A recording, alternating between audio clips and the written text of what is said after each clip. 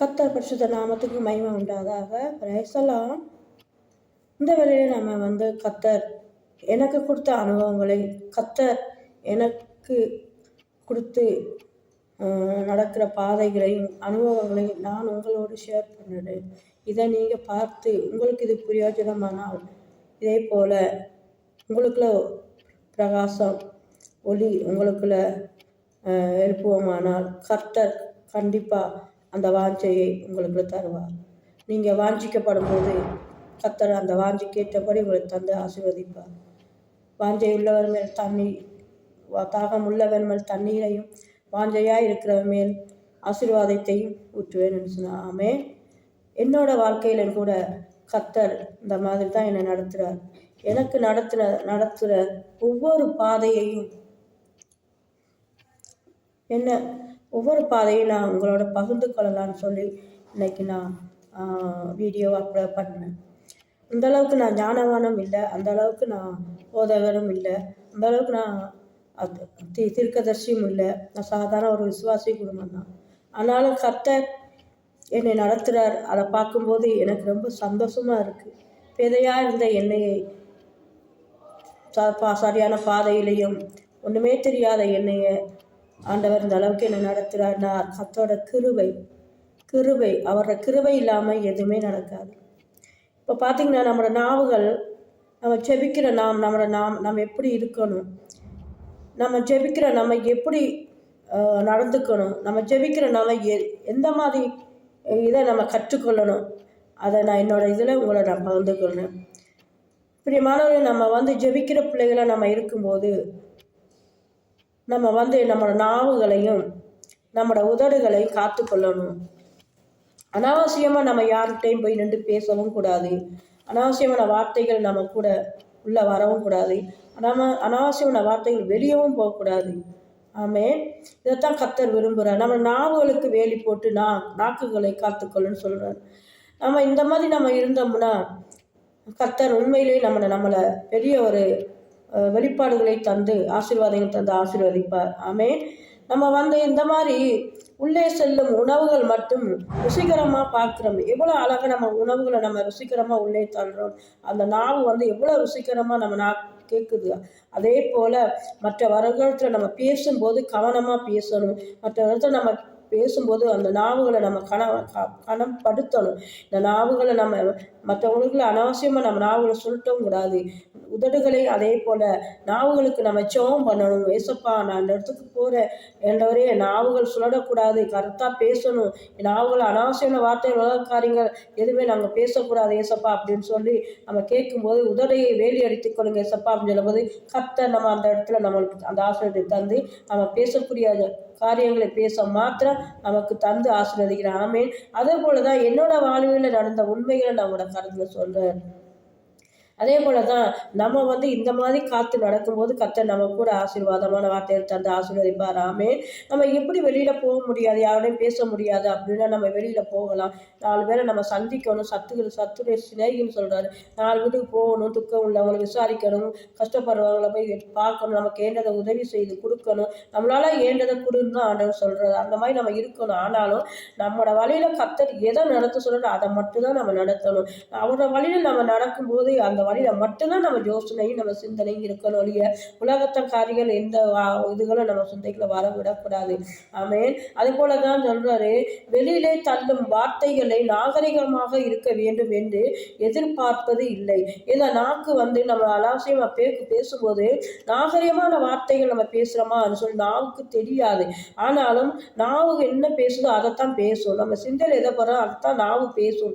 நம்ம இதயத்தில் என்ன பண்ணுறோம் அதை தான் நாவு பேசும். அதனால நம்ம இதையும் ஆண்டவர்கிட்ட பெற்றுக்கொண்டு நம்ம ஆண்டவரே நம்ம சிந்தையில இதயத்துல ஒரே வார்த்தை ஒரே சிந்தையா இருக்கு நம்ம நாவுகள் செயல்பட தேவனை கிருபைத்தாங்க அப்படின்னு சொல்லி ஆண்டவர்கிட்ட நம்ம பெற்றுக்கொள்வோமானால் ஆண்டவர் நாவை நம்மளை காத்துக்கொள்வாராமல். இதை இன்னொரு அனுபவத்தை உங்களுக்கு நான் பெற்றுக்கொள்கிறேன். ஆமென். அதே போல நாவு ஒரு நெருப்பு போல, அது அனுமதி நிறைந்த உலகம். நம்முடைய அவயங்களில் ஒவ்வொன்றையும் முழு சரீரத்தையும் வளப்படுத்தி ஆயில் சக்கரத்தை போல கொண்டு கொண்டு நம்மளை கொளுத்து விடுகிறதை போல, நரக அக்னியால் கொளுத்தப்படுவதை போல இருக்கிறது. இந்த நாவு நம்மளை நரகத்துக்கும் கொண்டு போகும், அக்னிக்கும் கொண்டு போகும். அதே போல அதே நாவு ஜீவ பலிக்கும் கொண்டு போகும். ஆமேன். ஜீவ பலிக்கும் நம்ம கொண்டு போற நாவு. இந்த நாவு கெட்ட வார்த்தை பேசுகிறோம், நல்ல வார்த்தை பேசுகிறோம். நாவிலிருந்து எந்த வார்த்தையும் புறப்பட நாவில வார்த்தை சொல்லுலதான் இருக்கு. ஆமேன். அதனால நம்ம நாவை கவனமா காத்துக்கொள்ளணும். கத்தட்ட நம்ம ஜெபம் பண்ணி ஒவ்வொன்றா நாவை காத்துக்கொள்ளணும். ஆமேன். அதுதான் சொல்றாரு யாக்கோப்பு 3:6 இப்படியாக நீங்க வாசிச்சு பார்த்தீங்கன்னா அந்த இதை நீங்க புரிந்து கொள்ளுவீங்க. ஆமேன். கர்த்தர் பரிசுத்த நாமத்துக்கு மகிமை உண்டாவதாக. அதே போல யோசேப்பை எடுத்துக்கொண்டு பார்த்தோம்னா, யோசேப்பு அனைத்தையும் இழந்தார். கர்த்தர் 2 மடங்காக திருப்பி தந்து ஆசீர்வதித்தார். ஏன்னா யோசேப்பு கர்த்தருக்கு உண்மையா இருந்து தன்னை தாழ்த்தி தன்னை அவர் ஒப்பு கொடுத்து இச்சைகளுக்கும் உலக ஆசைகளுக்கும் எல்லாத்தையும் விட்டு விலகி தன் சகோதரங்களுக்கு கிடைக்க வேண்டிய ஆசீர்வாதம் அவர் கிடைக்காம போய் அவர் தள்ளப்பட்டு சகோதரங்களால் தள்ளப்பட்டு அவர் எங்கேயோ ஒரு இடத்துல விற்கப்பட்டு 30 வெள்ளிக்காசுக்கு விற்கப்பட்டு அந்த இடத்துல போய் அவர் தன்னை தாழ்த்தி தன்னை அவர் உயர்த்தவும் இல்லை. அவருக்கு வர்ற கஷ்டம் பாடுகள் எவ்வளவு வேதனைகள் அவருக்குள் நெருங்கின போதும் தன்னை அவர் தாழ்த்தி அவர் வசனத்துல தான் அவர் இருந்தார். வசனம் தான் யோசேப்புக்கு புடமெடுத்தது. வசனம் தான் யோசேப்பை எழுப்புனது. வசனம் தான் யோசேப்புக்கு கனவு சொப்பனத்தை அது அர்த்தத்தை சொன்னது. வசனம் தான் யோசேப்பு கூட வழி நடத்தினது. வசனம் தான் யோசேப்பை பெரிய ராஜாவா ஆக்கினது. வசனம் தான் அவரை எல்லாருக்கும் வெக்கப்படாதபடி நடத்தின அந்த வசனம் தான். அப்ப நம்ம அந்த வசனத்துல தான் நம்ம எழும்ப முடியும். வசனம் மாத்திரம்தான் நமக்குள்ள இருந்தா மாத்திரம்தான் நம்ம எல்லா காரியங்களும் வெற்றி பெற முடியும், ஜெயிக்க முடியும். நம்ம தோக்குறதும் ஜெயிக்கிறதும் இந்த வசனத்துல தான் இருக்கு. இது என்னோட அனுபவம் தான் இப்ப உங்ககிட்ட நான் பேசுறேன். அதே போலதான் யோசேப்பு என்ன செய்யறாரு, ஒவ்வொரு இச்சைகள்லேருந்து விளத்தி வராரு. இச்சை நம்ம இந்த உலகத்துக்கு நம்ம இச்சைகள் பாதைகள் நிறைய இருக்கு. போனை திறந்தா இச்சை, போன்ல இப்ப பலபலமா வந்துருச்சு. எல்லாம் 4 செவத்துல நடக்கு எல்லாம் ஓப்பனா வந்துருச்சு. எப்படி பார்க்காம இருக்க முடியும்? நம்ம அதையும் நம்ம ஜெபத்துல ஆண்டவர்கிட்ட நம்ம கேட்டு, எனக்கு போன்ல அனாவசியமா என்னை பார்க்க தோணக்கூடாது, ஆனாலும் உங்களோட சத்தியங்களை அறிய எனக்கு கிருபை செய்யும் ஏசப்பா அப்படின்னு நம்ம ஜெபிக்கும் போது ஏசப்பா அளவுக்கு அந்த உலக காரியங்களை நம்ம பார்க்காத சிந்தையை எடுத்து போட்டுருவாரு. ஆமேன். அதே போல யோசேப்பு என்ன செய்யறாரு, உலக இச்சைகளை வெறுத்தாரு. உலக இச்சைகள் நமக்குள்ள வரக்கூடாதுன்னு அவர் ஜெபித்தாரு. அதனாலதான் ஏசப்பா அதன்படி அவர் எல்லாத்துல இருந்து விலத்தி அவர் என்ன செய்யறாரு, அந்த ஜெயம் பெற்றார். ஆமேன். யோசேப்பு என்ன செய்யறாரு தெரியுமா, ஆதியாகத்துல 39:18 வாசிக்கும் போது அவர் அந்த ஒரு பெண்ணின் தன் இச்சைக்கு இணங்க யோசேப்பு இடம் கொடுக்காதனால அந்த பெண்ணை அவ்வளவு ஒரு ஆவேசம் பண்றா பாருங்க. அதான் இச்சை. அப்ப இந்த உலகத்துக்குள்ள இச்சை ஈஸியா போய் பெண்கள் ஆண்கள் விழுந்துடுறோம். ஆனா அந்த கதை பார்த்தீங்களா, யோசேப்பு வசனத்துல இருந்ததுனாலதான் தான் இச்சையை மேற்கொண்டார். ஆமேன். வசனத்துல இருந்தா மட்டும்தான் நம்ம இச்சையை மேற்கொண்டு நடக்க முடியும். அதே போல பார்த்தீங்கன்னா யோசேப்பு தன் ஆசீர்வாதங்களை இழந்தார். தேவன் அவரை ஆசீர்வதித்து அதிபதியாக்கினார். எல்லாவற்றையும் யோசேப்பு நிறுத்தி மனிதர்களுக்காகவும் தாழ்ந்து தன்னை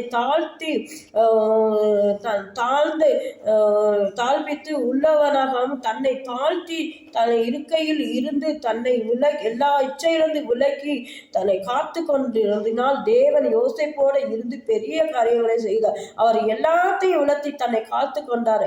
எப்படி காத்து கொண்டார் யோசேப்பு தெரியுமா?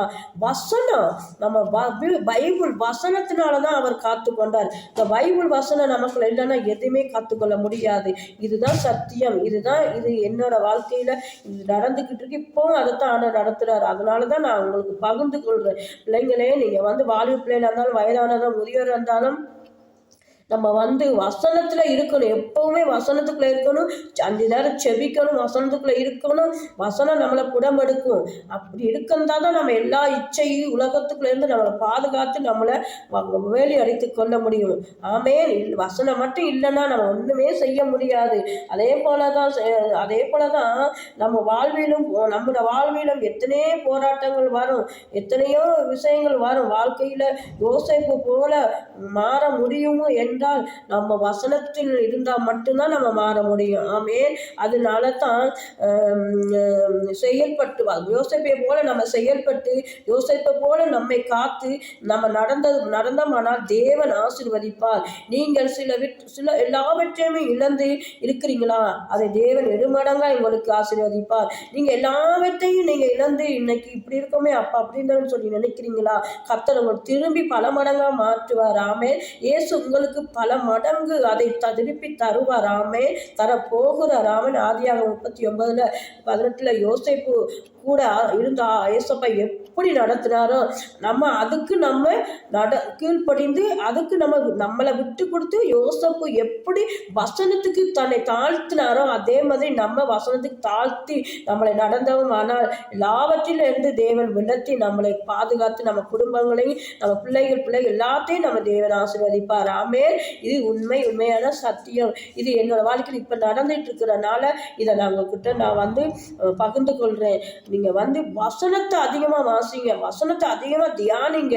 அப்பன்னு சொல்லும்போது கர்த்தர் நமக்கு தரிசனம் மூலமாகவும் கனவு மூலமாகவும் யோசேப்புக்கு எப்படி நம்ம நடத்துறோம் அதே போல நம்மளை நடத்துவார். ஆமென். நமக்குள்ள ஒரு பாவம் வராது. வசனத்தை படிக்க நமக்குள்ள பாவம் வராது, போயிடும். இச்சை எண்ணங்கள் வராது, இச்சை அடக்கம் வரும், பாவங்கள் வெளியேறிடும். மற்ற பெண்கள் பார்க்கறது பாவம் சொல்லி நமக்கு ஆண்டவர் உணர்த்துவார். எல்லா காரியங்களையும் தேவன் நம்மளோடு உணர்வு மூலமா பேசுவார். வசனத்தை நம்ம எடுத்து நம்ம வசனக்கு தலை குனிந்து நம்ம படிக்கும்போது தலை நிம்மர செய்வார் தேவன். ஆமென். அதே போலதான் நம்ம வசனத்தை படிக்கும்போது தலை குனிஞ்சு எப்படி நம்ம வசனத்துக்கு நம்ம கீழ்ப்படிந்து தன்னை தாழ்த்தி நம்ம வசனத்தை வாசிக்கிறோமோ வாசிக்க நம்ம தலை நிம்மர செய்வார் நம்ம தேவன். கர்த்தர் பரிசுத்த நாமத்துக்கு மகிமை உண்டாவதாக. நீங்களும் இதே போல வசனத்தை கை கொள்ளுங்க. கண்டிப்பா தேவன் யாராரு பிள்ளைகளை வசனம் படிக்க முடியாம இவ்வளவு வீக்னஸா இருக்கீங்களோ, என்னை எழும்ப முடியல, எனக்கு ஜெப வாழ்க்கையில எடுத்து வைக்க முடியல, எனக்கு பல போராட்டங்கள், பல இச்சைகள், அதுக்குள்ளேருந்து வீழ முடியலை அப்படின்னு நினைக்கிறீங்களோ, சகோதரமார்கள் எல்லாருக்கும் ஒரே ஒன்று சொல்றேன். இந்த வசனத்துல மட்டும்தான் உங்களை மீட்டெடுக்க முடியும். இந்த வசனம் படிச்சாதான் உங்களுக்கு விடுதலை. இந்த வசனத்தை நீங்க தொடர்ந்து உங்களுக்கு வேலைக்கு போற டைமு போக மீதியான டைமை நீங்க இந்த வசனத்துக்கு அர்ப்பணிங்களேன். கர்த்தர் உங்க வாழ்க்கையவே மாற்றி உங்களை ஆசீர்வாதமாக கர்த்தர் நடத்துவார். ஆமென். இது சத்தியம். இது என்னோட சத்தியத்தை நான் உங்களுக்கு வெளிப்படுத்துறேன். ஆமென். கர்த்தர் பரிசுத்த நாமத்துக்கு மகிமை உண்டாத. ஏசப்பா இந்த இடத்துல இந்த சத்தியங்களை யாராரு பார்க்குறாங்களோ அப்பா அவங்களை எல்லாம் தேவன் ஆசீர்வதிங்க. அவங்க மன கண்களை திறந்து அவங்களோட எண்ணங்கள் இதயங்களை அறிந்து அதுக்கு ஏற்ற மாதிரி தேவ ஏசப்பா நீங்கள் அவங்க கூட இந்த பெரிய அற்புத காரியங்களை செய்யும்படியாக செபிக்கிறோம். கர்த்தாவே அப்பா எங்களை தாழ்த்துற முயற்சிற நாங்கள் ஒன்றுமே இல்லைப்பா. யோசேப்பை போல நாங்கள் எழும்பி நாங்கள் எல்லாவற்றையும் உலக காரியங்கள் எல்லாத்தையும் விட்டு வசனத்துக்கு நாங்கள் தாழ்ந்து வசனத்துக்கு கீழ்ப்படிந்து நாங்கள் எங்களை அர்ப்பணித்து நாங்கள் செபிக்கிறோம்ப்பா. அப்படி எப்படியாக யாராவது செபிக்கிறாங்க அவங்க எல்லாம் தேவன் ஆசீர்வாதிங்க. மகத்தனோட இயேசுவின் நாமத்துல செபிக்கிறோம். ஆமென்.